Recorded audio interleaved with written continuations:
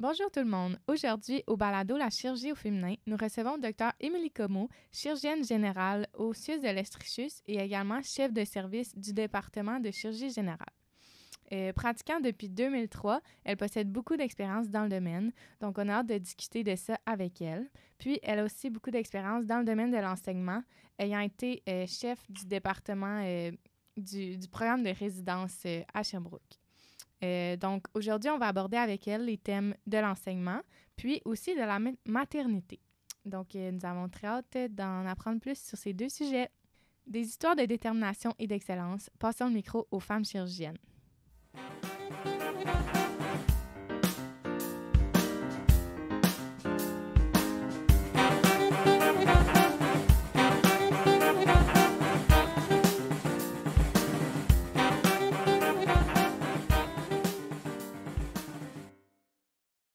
Donc, bonjour, Dr Comeau. On est vraiment super contente de vous avoir aujourd'hui là, au podcast. Donc, est-ce que vous pouvez commencer par vous introduire un petit peu, là, parler un peu de votre parcours et puis qui vous êtes? Certainement. Fait que merci de l'invitation. Je trouve ça quand même vraiment important. Je trouve ça le fun ce que vous faites là, parce que, tu sais, moi, on remonte à quelques années ma formation. Puis, il n'y avait pas beaucoup de mentors féminins. Hein? Fait que moi, j'ai fait ma résidence et ma médecine à l'Université de Sherbrooke. J'ai terminé ma résidence en 2002. Puis, ce qui était vraiment particulier, c'est qu'en 1997, quand j'ai terminé ma médecine, c'est même pas avant, c'est avant 2000. Quand on a commencé la résidence, ça fonctionnait pas exactement comme le CARMS, là. Donc, on appliquait dans différentes universités, puis on recevait les réponses une à la fois.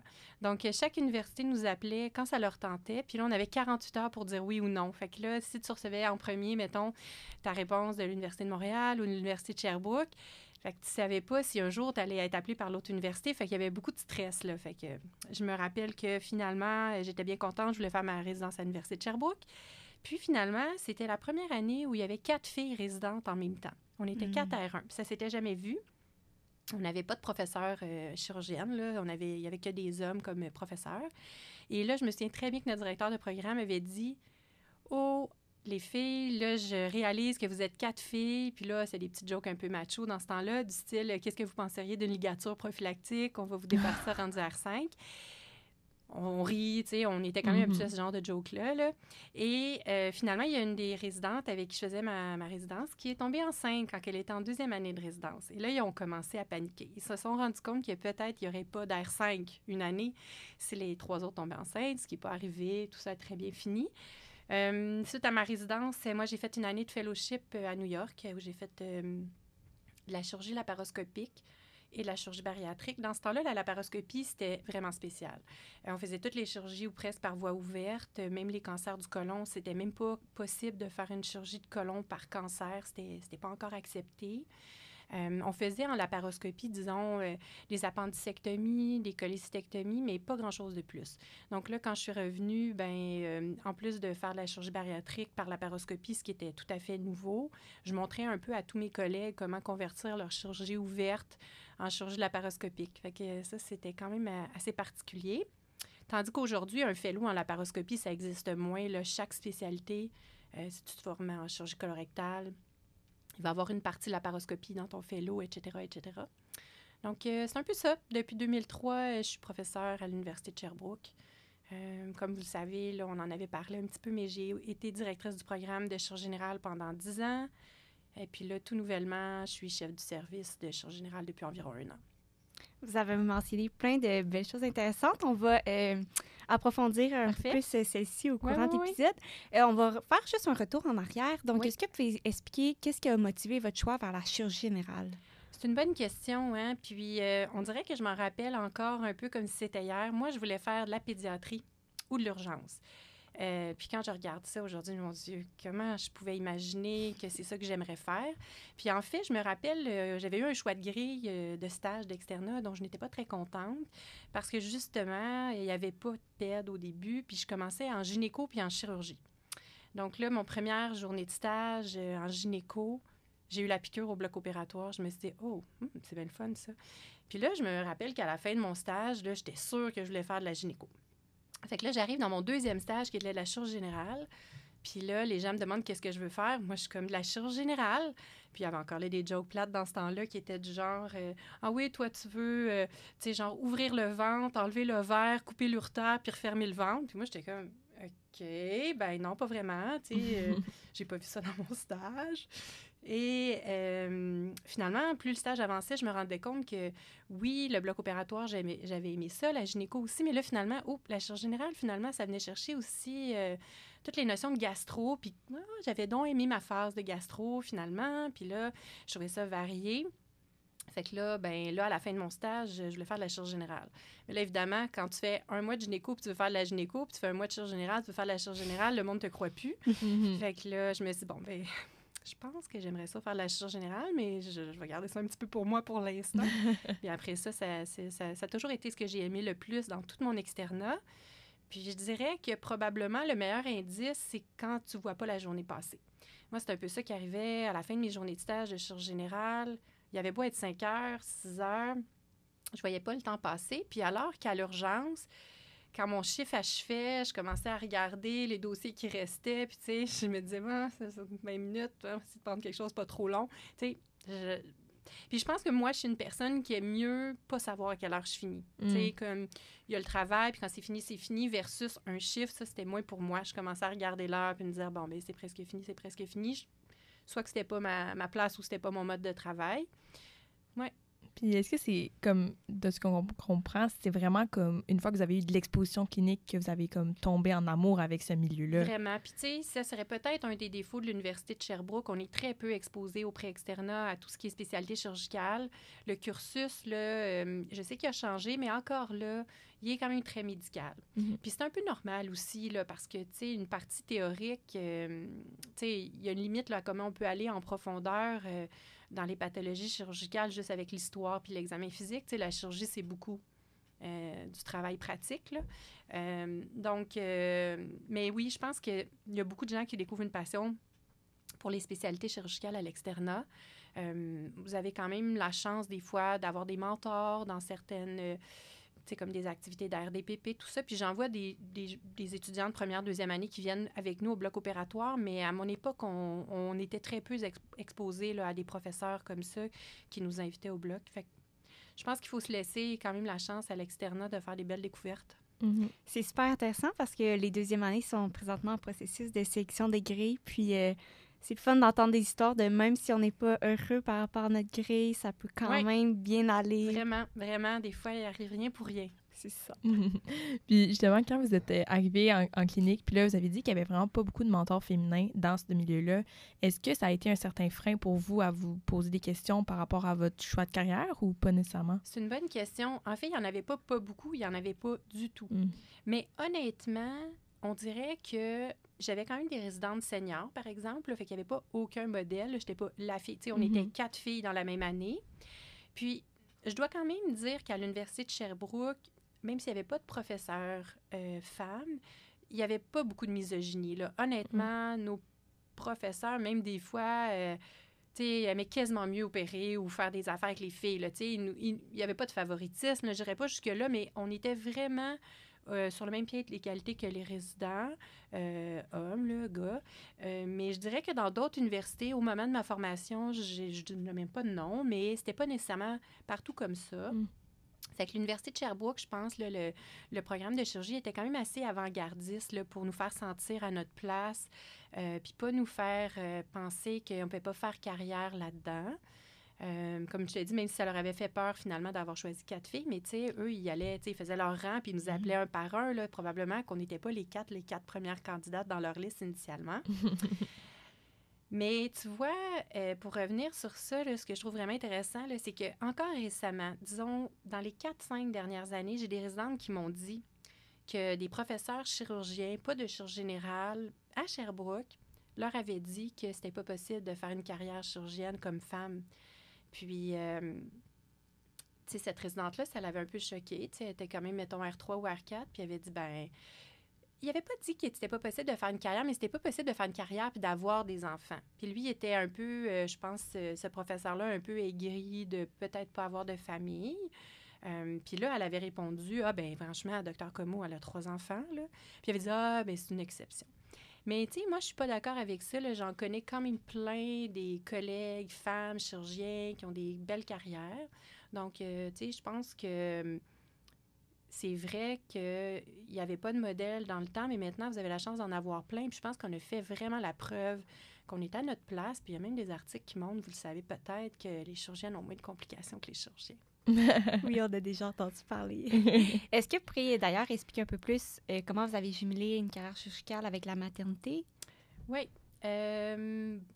Bon, je dirais qu'au départ, moi, je n'étais pas certaine si je voulais des enfants, puis combien. J'ai fait ma médecine tout de suite après mon cégep, là, donc j'avais pas vraiment de gros projets à ce niveau-là. Je pensais peut-être même que je pourrais ne pas en avoir.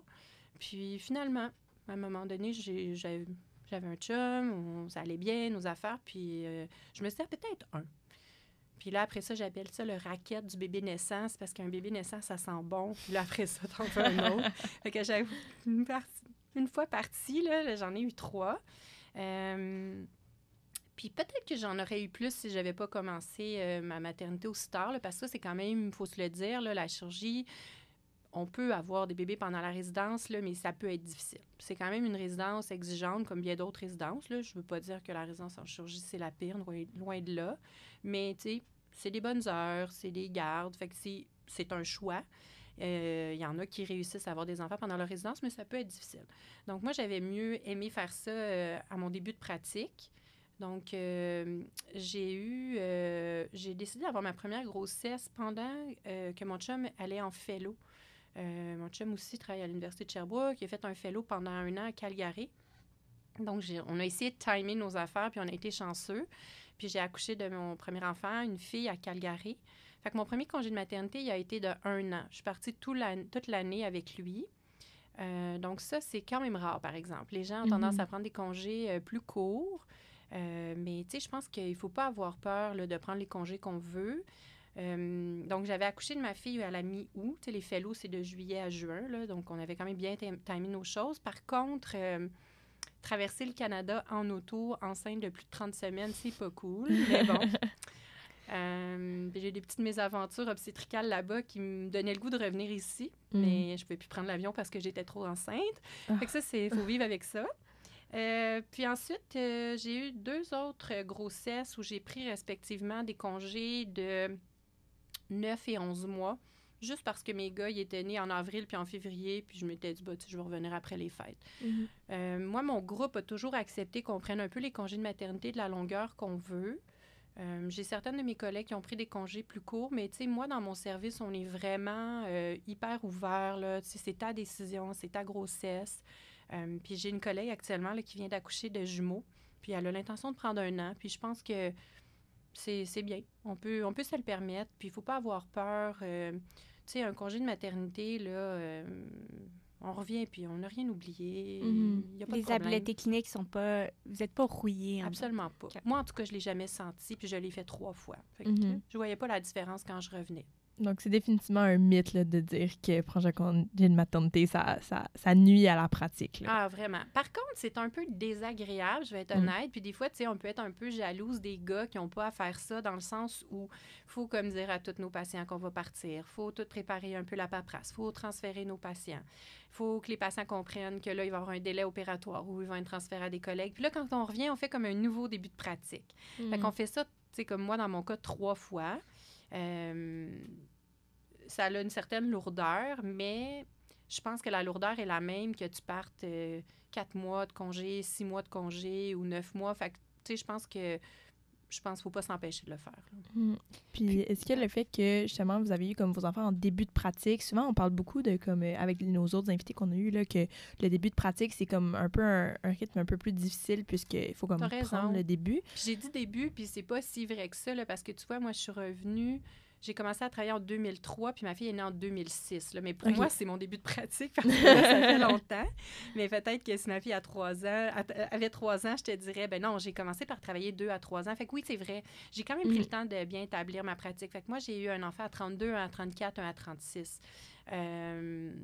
Donc, ouais, c'est ça. Je pense que ça pourrait être difficile, mettons, dans la première année, là, quand tu n'as pas établi ta routine, effectivement. Mais je pense pas que c'est impossible non plus, là. Mhm. Si ça arrive, puis il y a toujours moyen de s'arranger. Puis dans le quotidien de tous les jours avec des enfants en jeune âge, comment vous arrivez? Parfois, j'imagine que vous savez pas à quelle heure vous finissez. Oui, c'est sûr que ça prend de l'organisation. Tu vois, là, je vous l'ai dit, nous, on est 2 chirurgiens en couple. Il y en a toujours un de garde, il y en a toujours un qui opère. On ne sait jamais quand la salle d'op finit. Vous avez vu, là, tantôt, je suis arrivée un peu en retard. On est un peu à la merci de choses qu'on ne peut pas contrôler, là, qui est comme combien de temps va prendre une intervention, combien de temps va prendre une endoscopie. Mais ça prend un bon support. Donc, nous, on avait une gardienne à la maison, là, puis je pense que c'est le conseil que je donnerais à toutes les mamans médecins. Si elles, d'habitude, on peut se le permettre. Là, on a la chance d'avoir quand même habituellement un bon salaire. Mhm. Ça, c'est une paix d'esprit. D'avoir quelqu'un qui est là tôt le matin, puis d'avoir quelqu'un qui est là, puis tu te sens pas pressé parce que ta garderie va fermer. J'imagine aussi qu'il y a des garderies avec des heures assez flexibles qui pourraient faire quelque chose d'assez similaire, mais moi, de ne pas avoir à me dépêcher le matin, mettre mes enfants dans des soutes de neige, les brasser, les amener, les laisser dormir s'ils dorment, je trouvais ça vraiment bien. Puis, mais tu sais, je dirais les premières années, ce qui est tough, là, je dirais, quand les enfants sont petits, c'est qu'ils se couchent tôt. Puis, si tu finis un peu tard, ben tu manques un peu cette période-là. Puis, quand même que tu arrives chez vous à 6 heures, tu sais, si ton bébé il se couche à 7, bien, ça fait pas grand temps. Fait que, tu sais, je pense que des fois, il faut faire preuve de souplesse. Puis, ben, tu sais, tu peux te laisser un petit peu de travail de bureau, puis peut-être te dépêcher à arriver à la maison, être là à 5 heures, 5h30, puis passer un petit peu de temps de qualité. Puis, une fois que tes enfants sont couchés, en refaire un petit peu de travail. C'est des fois des choses que j'ai fait. Puis, l'autre chose aussi que moi, j'ai fait, là, pendant que mes enfants n'allaient pas encore à l'école, mettons, tout le temps qu'ils avaient, mettons, 0-5 ans, c'est que j'ai pris beaucoup plus de semaines de vacances. Donc, moi, encore là, une fois dans mon service, là, on a la chance d'être très respectueux. Là. Tu sais, il faut faire nos tâches, il faut faire nos gardes, mais tu sais, après ça, c'est pas mal vivre et laisser vivre. Puis ça, je pense que ça vaut la peine de trouver un groupe avec lequel on va bien s'entendre. Puis nous, je pense, dans mon groupe, on est un bel exemple de ça. Dans ces années-là, je prenais à peu près une semaine de vacances par mois. J'inclus là-dedans mes vacances familiales puis les congrès, mais je prenais aussi à peu près une semaine ou 4 à 6 semaines, là, vraiment pour reprendre le dessus. Tu sais, justement, pas sentir que je suis toujours à la course. Puis quand on a des jeunes enfants, là, on a plein d'affaires à faire. Là. Changer les vêtements, le garde-robe d'hiver, faire des achats, des petits rendez-vous. Puis, ben, tu sais, moi, dans notre organisation familiale, c'était plus moi qui étais responsable de ça. Fait que ça me permettait de pas toujours me sentir, tu sais, sur le bord d'étouffer, d'être plus capable. Fait que petite semaine de... Des fois, ma gardienne était quand même à la maison une journée ou deux. Elle me permettait de faire des commissions, de la préparation, des affaires comme ça. Puis maintenant, je prends moins de vacances que je prenais à ce moment-là parce que là, mes enfants sont à l'école. Puis tu sais, quand ils sont à l'âge scolaire, ben là, tu sais, tu peux prioriser de prendre les journées pédagogiques. Tu sais, il y a plein de choses qu'on peut faire quand même pour s'organiser, là, pour que, dans le fond, mettons, l'arrimage travail-famille marche mieux, là. Puis, tu sais, des fois, ça vient au détriment de ta rémunération, là, tu sais. C'est sûr, si tu travailles un petit peu moins puis tu prends des congés, ben tu fais un petit peu moins d'argent. Mais, tu sais, au global, tu sais, je pense que la qualité de vie est importante. Oui, non, définitivement. Puis c'est intéressant de savoir ça. Puis vous avez l'air un peu comme vendu à Sherbrooke, là, tu sais, vous êtes resté un peu tout votre parcours à Sherbrooke. Puis vous avez quand même décidé comme de travailler dans l'équipe à Sherbrooke. Est-ce que, à la base, vous saviez que Sherbrooke, c'était un milieu que vous aimiez comme avec l'équipe? En fait, moi, je viens plus de Montréal, puis honnêtement, je pensais faire ma résidence à Montréal. J'avais même une amie en enseignement, puis on s'était trouvé une résidence ensemble. Mais j'avais comme aimé, dans ce temps-là, ils appelaient ça la journée des beignes, là. C'était comme la journée où ils faisaient visiter l'université, puis j'étais un peu tombée en amour avec la méthode APP. Dans ce temps-là, c'était innovateur à Sherbrooke. Donc là, j'ai déménagé ici. Puis j'ai beaucoup aimé mes 4 ans. Après ça, pour ma résidence, ben la première réponse que j'ai eue, c'est d'ici. Fait que comme je dis, là, dans ce temps-là, on pouvait pas faire un CARMS puis ranker. Fait que j'ai été appelée rapidement par l'Université de Sherbrooke. Fait que j'ai jamais su si j'aurais été appelée par les autres universités. Fait que quand tu avais un poste, là, tu disais pas non. Puis... ma pratique, elle a beaucoup changé parce qu'au départ, il y avait 2 pôles à Sherbrooke. Il y avait l'Hôtel-Dieu, qui était un hôpital plus clinique, puis il y avait le CHU, qui était plus universitaire. Mais les deux avaient des résidents. Mais le vrai centre universitaire, c'était plus Fleurimont. Mais moi, j'avais été recrutée pour travailler à l'Hôtel-Dieu, puis j'étais bien contente de ça. Je savais qu'il allait avoir des résidents. Mais c'était pas une pratique autant universitaire qu'elle l'est devenue avec le temps. Mais ça me plaît, là, tout à fait. Ça a été graduel, tout ça. Les programmes ont grossi et tout ça et tout ça. Mais, ouais. Mais quand même, quand j'ai fait mon fellow à New York, pour répondre vraiment spécifiquement à ta question, j'aurais été très heureuse de rester là aussi.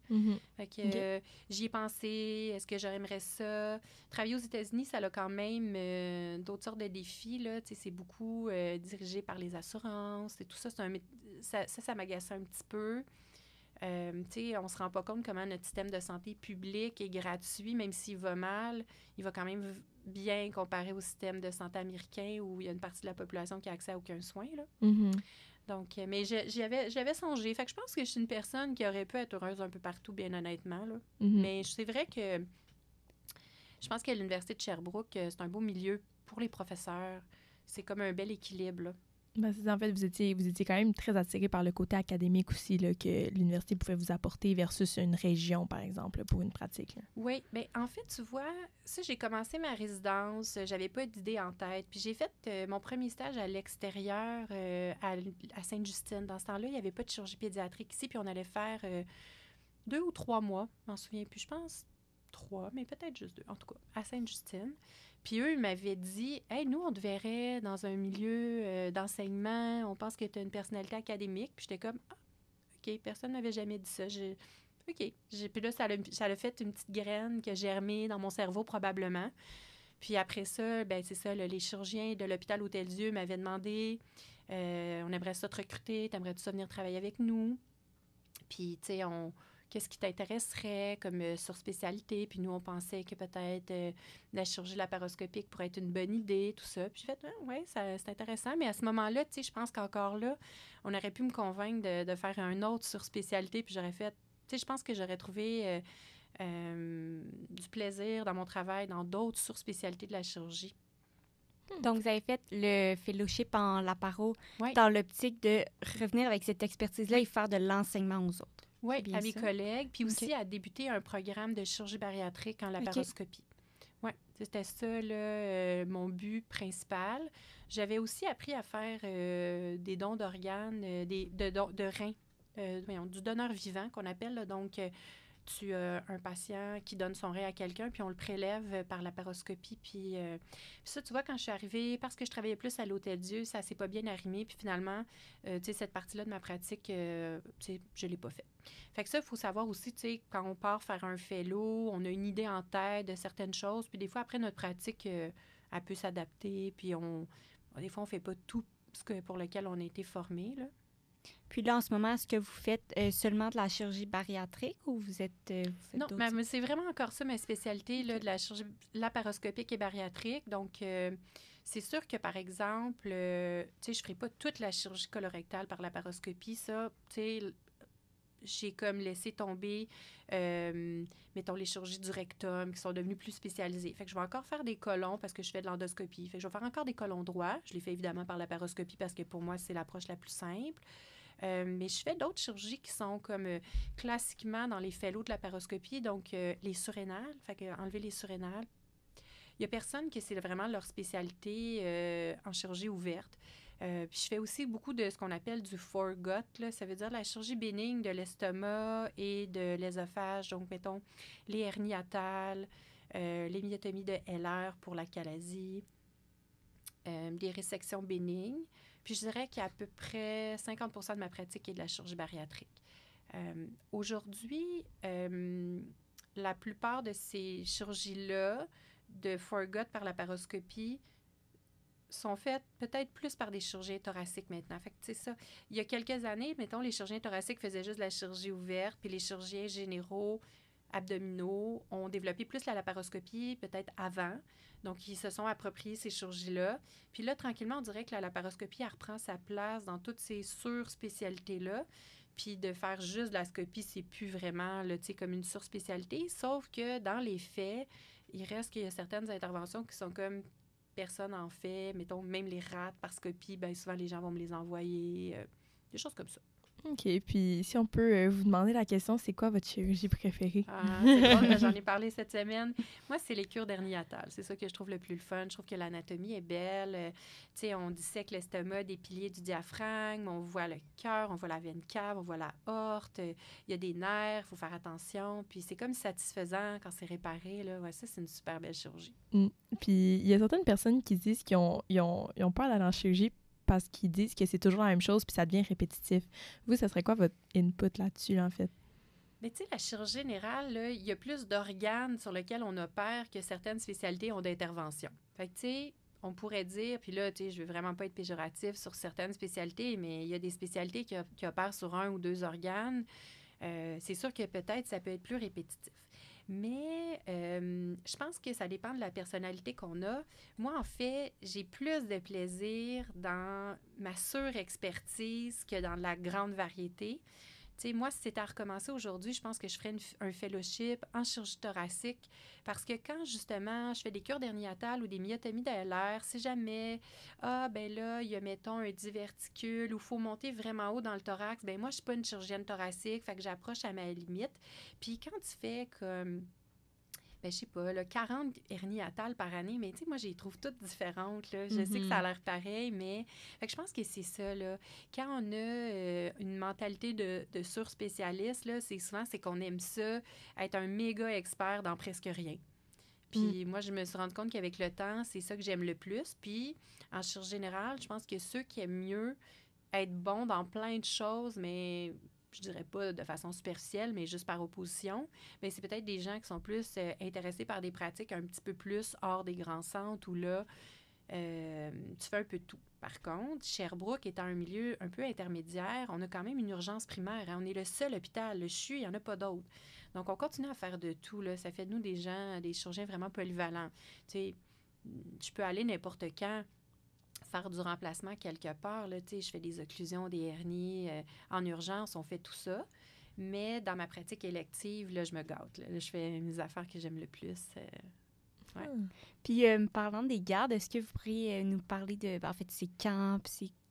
Ouais, voilà. fait que les gardes, tu sais, c'est pas la partie préférée de personne, je pense. Quoique, il y a quand même il y a quand même une petite excitation quand on est de garde, que j'ai de moins en moins, je vais vous avouer. Parce que là, tu sais, on dirait que j'ai tout vu, puis des fois, je suis comme un peu cynique, là, dans le sens que, tu sais, j'entends une raison de consulte, puis je sais déjà ça va être quoi, ou, tu sais, ça sera pas ça. Tu sais, là, tu sais, des fois, à force, on dirait quand même que la médecine est répétitive, là, il y a quand même des choses qui se répètent. Mais il y a toujours un petit peu d'inconnu quand tu es de garde. Fait qu'il y a une petite partie d'excitation, mais il peut aussi avoir de la fatigue, là, qui rend ça, la contrepartie un peu négative. Fait que nous, comment on fonctionne dans notre milieu, c'est qu'on fait des semaines complètes. Un chirurgien couvre un hôpital, l'autre chirurgien couvre l'autre hôpital, puis on fait 7 jours d'affilée. C'est quand même exigeant parce que des fois, c'est occupé. Il y a toujours la possibilité, on s'entraide beaucoup, là. Tu sais, moi, ça m'est arrivé quand j'ai un collègue qui a passé la nuit debout, de dire, ben tu sais, va te coucher pendant la journée, là, je vais prendre ta pagette, j'opère de toute façon. Je vais répondre aux appels urgents. Fait que ça peut quand même être assez fatigant. Puis j'ai certaines collègues, ça donne que c'est des filles, là, mais ça pourrait être des gars, qui ont choisi, eux autres, de séparer leur semaine. Ils trouvaient ça long 7 jours. Puis eux, ils font 3 jours, 4 jours, puis ils splittent leur semaine, ce qui est tout à fait correct. Moi, j'aime encore mieux le modèle de faire 7 jours. Je vous explique pourquoi. C'est qu'après une semaine de garde, il y a une deuxième semaine qui est la semaine post-garde qui peut être quand même pas mal occupée. Parce que nous, comment ça fonctionne quand on est à l'Hôtel-Dieu, c'est que tous les patients qu'on a admis, on continue à les suivre. On ne les donne pas au suivant. À Fleurimont, c'est différent parce qu'on ne peut pas être sur les 2 hôpitaux en même temps. Fait que si on fait notre semaine à Fleurimont, après, bien, les patients qui ont été opérés vont être suivis par le chirurgien de garde la semaine suivante. Mais à l'Hôtel-Dieu, les patients que tu as opérés, ben, nous, on continue à les suivre. Moi, je trouve que c'est génial, que c'est mieux pour le suivi des patients, on les connaît bien, tout ça. Mais ça fait que, mettons, la semaine est occupée, puis la semaine suivante l'est aussi, mais un peu moins. Pas le soir, pas la nuit, mais quand même 2 jours, en plus de tes activités. Tu as encore plusieurs patients à l'hôpital que tu essaies d'aller voir avant ta journée, au milieu de ta journée, à la fin de ta journée. Quand tu coupes ta semaine en 2, bien, cette affaire-là revient 2 fois. Parce que honnêtement, sur 7 jours, rendus au dimanche, les patients du lundi sont partis presque tous. Fait que je trouve qu'il y a comme une attrition qui fait que moi, je trouve que quand je suis de garde une semaine, c'est intense, mais c'est moins long. Puis on fait actuellement à peu près aux 6 semaines avec le groupe qu'on est actuellement. Il y a quelques années, on était en grande manque de chirurgiens à Sherbrooke, puis on faisait les 2 hôpitaux en même temps. À peu près ça aux 5 semaines. Ça, ça a été dur. Ça a été difficile. Mais c'est ça. Au pire, on prend plus de vacances. On fait ça, puis après, on se repose. T'sais, moi, je le voyais comme ça. Puis pendant vos semaines de garde, vous faites aucune autre activité que la garde, en fait. Là. Vous ne mettez pas des patients à vous. Là. La plupart du temps, on essaye... Puis ça, c'est au choix de chacun. La plupart du temps, on essaye de se libérer, mais ça nous arrive, disons, nous, on sait maintenant, parce qu'on a quand même, après avoir vécu ces années difficiles-là, on a mis en place des choses pour se faciliter la vie. Fait que le bloc opératoire a mis des journées comme pour faire des cas d'urgence 2 jours. On a fermé des salles, là, on est comme tous les chirurgiens du département. On s'est dit comment on pourrait améliorer notre qualité de vie. On opère ben trop la nuit. Puis là, maintenant, je le sais qu'à l'Hôtel-Dieu, mettons le mardi, jeudi, vendredi, le jour, il y a des journées pour faire des urgences. Fait que ces journées-là, c'est sûr que je me mettrai rien. Mais si ça donne, disons, que ma collègue fait de la chirurgie bariatrique le lundi ou le mercredi puis qu'elle a besoin d'aide, ça se pourrait que j'aille des petites activités comme l'assister. Là, elle sait que si je suis vraiment mal pris, je vais peut-être sortir, voir une urgence, des choses comme ça. Fait que c'est pas 0 activité, puis c'est au choix de chacun. Ça arrive qu'il y en a qui se mettent des activités, tu sais, comme mettons, la garde commence le lundi matin, ça m'arrive de me mettre une clinique le lundi matin si j'ai du retard. OK. Puis si on allait un petit peu vers le côté académique, là, vous avez dit que vous faites de l'enseignement. Oui. Ça, comment ça se joue un peu dans votre horaire? Bien, tu sais, l'enseignement pour les chirurgiens, c'est au jour le jour avec les résidents puis avec les étudiants en médecine, les externes, puis des fois des étudiants, comme on disait, là, de première, deuxième année qui viennent faire du shadowing, là, venir nous regarder, voir un peu ce qu'on fait. Ben, c'est pas mal dans nos tâches. Hein? Ils font les choses avec nous. Fait que, mettons, les médecins résidents, ben, ils opèrent avec nous. Ils apprennent graduellement à faire des interventions, fait de l'enseignement au quotidien. Ils voient aussi des patients, puis ils nous en parlent. Nous, on revit ça avec eux. Moi, je trouve ça vraiment stimulant. Participer aussi par moment aux réunions académiques. Là. Il y a eu un moment où les réunions académiques étaient à la fin des journées. Puis je trouvais ça vraiment motivant. Là. Actuellement, les réunions académiques, les résidents ont préféré les mettre pendant la journée. Donc, c'est un petit peu plus difficile pour la participation. Mais je pense que moi, je me suis rendu compte assez vite que j'aurais trouvé ça plus blasant, être dans un milieu où pas être constamment challengé par des gens qui posent des questions, qui essayent de comprendre. Fait que, tu sais, on l'explique aux plus juniors, mais après, les R5, là, eux autres, ils ont des bonnes questions. Là. Des fois, ils nous challengent. Ils ont lu un dernier article. Pourquoi on ne fait pas ce qu'ils ont lu, puis tout ça. Fait que je trouve que ça permet de garder ça vraiment intéressant, se tenir à jour. Puis encore là, pas pour dire que les chirurgiens qui ne sont pas dans le milieu universitaire ne sont pas à jour. Rien, je ne veux pas dire ça du tout. Mais ici, on n'a pas le choix. Là. Il y en a qui nous respirent dans le cou. Ils nous poussent à toujours nous dépasser puis à toujours à me poser des questions. Fait qu'en plus de l'enseignement que je fais comme ça au quotidien dans ma pratique, bien, moi, j'ai toujours beaucoup aimé... c'est comme faire des examens, faire des questions. Fait que j'avais tout bâti une banque de questions, d'examens formatifs pour que mes résidents, ils lisent. Ça, c'est même avant d'être directrice de programme. Et je me disais, tu sais, il faudrait accompagner les lectures. Fait que là, tu sais, je faisais un examen à tous les mois sur 1 ou 2 chapitres d'un textbook. Puis je trouvais que ça forçait les résidents à lire un petit peu de façon... Parce que moi, je trouvais que pendant ma résidence, tu sais, j'avais pas lu tant que ça avant d'arriver proche de mes examens. Là, tu sais, j'attendais toujours on est toujours très occupés. Fait que le fait de faire des petits examens formatifs comme ça pendant la résidence, je trouvais que, tu sais, ça permettait aux résidents de mieux structurer leur étude. Donc, j'ai mis ça sur pied. Puis après ça, ben, tu sais, il y a des gens à la faculté qui ont donné mon nom pour que j'aille au LMCC. Fait que pendant des années, ça doit faire, mon Dieu, écoute, je pense que ça fait 20 ans que je suis sur le LMCC pour faire des questions pour les examens de chirurgie. Puis, ça fait aussi longtemps que je suis au Collège Royal pour faire des questions pour les examens écrits, les examens oraux. Évidemment, là, pendant que j'étais directrice de programme, j'ai pris une pause là, parce que le Collège Royal, il ne veut pas qu'on ait de conflit d'intérêts. Mais là, je suis de retour au Collège Royal maintenant que je suis plus directrice de programme. Puis c'est quelque chose aussi que je trouve vraiment intéressant pour se tenir à jour, faire des questions, s'assurer de la bonne formation des médecins résidents. C'est intéressant. Puis comme dernier point de l'épisode, on aimerait aborder votre expérience en tant que directrice du programme. Oui. Donc, est-ce que vous pourriez en parler plus de vos rôles, vos difficultés? Oui. Bon. Être directrice de programme, c'est comme être une maman, là. Que ça vient avec des beaux moments, des moments plus difficiles. Ce qui est le plus difficile, je pense, c'est quand il y a un résident qui a de la difficulté. Accompagner les résidents qui vont bien, c'est facile. OK? De faire des belles évaluations, c'est le fun. Mais quand il faut que tu aides un résident à cheminer avec des difficultés, soit d'organisation, de jugement, ou peut-être qu'il n'est pas tellement à sa place, puis le faire cheminer là-dedans sans que la personne voit ça comme un échec puis que ça se passe bien, ça peut être plus difficile. Puis, tu sais, des fois, nous, comme directrice de programme, on vit les tensions entre les professeurs et les étudiants. Tu sais, mettons, les résidents, ils ont des revendications, les professeurs sont pas d'accord, puis t'es comme un peu pogné entre l'arbre et l'écorce. Mais c'est un rôle que j'ai vraiment, vraiment beaucoup aimé. Je trouvais que ça permettait une belle proximité avec les résidents. Par contre, tu sais, il y a comme un côté où tu sais tout de leurs évaluations, tout ça. Fait que moi, je trouvais que j'avais une belle proximité, mais des fois aussi, je trouve que quand t'es pas du tout directeur de programme puis t'es juste professeur, ça peut être le fun aussi, parce que là, le résident, il se sent moins en évaluation toujours quand il te parle, là. Même si moi, je le sentais pas, je sais que pour certains, ça comptait, là, de savoir que je connaissais leur dossier de A à Z puis qu'il y avait une mauvaise évaluation quand il était R1, tu sais, moi, j'oublie ça, mais... Fait que, ouais... Mais c'est quand même, une direction de programme, c'est quand même beaucoup de travail. Ça, c'est le côté le fun, là. Accompagner les résidents, ça, c'était quand même vraiment agréable. Il faut savoir qu'il y a tout un côté administratif qui est remplir des documents pour l'agrément. Ça, c'est moins ce que j'aimais, moi. Moins le fun, ouais. Donc, tu sais, tout mettre sur papier, comment on répond à différentes normes de qualité dans notre programme, puis s'assurer que ce que nous, on pense qu'on fait bien, c'est bien transmis. Ça, je trouvais ça un petit peu plus lourd, là. Puis, tu sais, que je trouvais plus difficile vers la fin de mon mandat, c'est vraiment, tu sais, de ce côté-là. Le côté d'accompagnement des résidents, ça, ben, tu sais, j'aimais vraiment ça. C'était vraiment le fun.